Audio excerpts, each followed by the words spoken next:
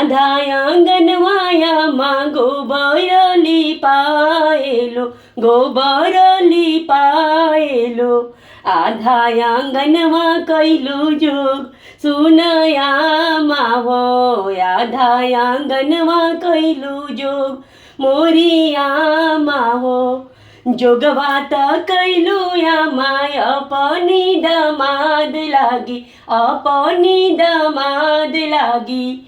नैहर छोड़ावलु हमार मोरियामा हो, नैहर छोड़ावलु हमार मोरियामा हो। जोगवात कैलु यामा अपनी दमाद लागी, अपनी दमाद लागी। नैहर छोड़ावलु हमार मोरियामा हो, नैहर छोड़ावलु हमार मोरियामा हो। आधा आंगनमा भाभी गोबर लिपाएलो, गोबर लिपाएलो। आधा आंगनमा कैलु जोग मोरी भाभी हो, आधा आंगनमा कैलु जोग मोरी भाभी हो। जोगवात कैलु भाभी अपना नंदोइया लागी, अपना नंदोइया लागी। नैहर छोड़ावलु हमार मोरी भाभी हो, नैहर छोड़ावलु हमार मोरी भाभी हो। आधा आंगनवा भाभी गोबर लिपाएलो, गोबर लिपाएलो।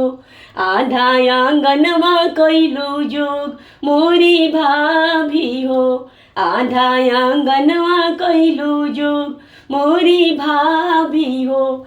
जोगवात कैलु भाभी अपना नंदोइया लागी, अपना नंदोइया लागी। भैया छोड़ावलु हमार मोरी भाभी हो, भैया छोड़ावलु हमार मोरी भाभी हो। आधा आंगनवा दीदी गोबर लिपाएलो, गोबर लिपाएलो।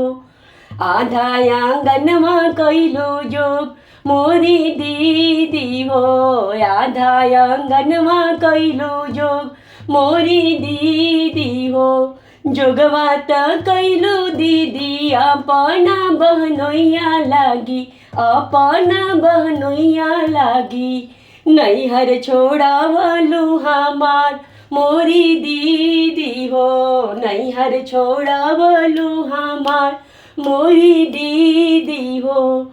आधा आंगनवा चाची गोबर लिपाएलो, गोबर लिपाएलो। आधा आंगनमा कैलु जोग मोरी चाची हो, आधा आंगनमा कैलु जोग मोरी चाची हो।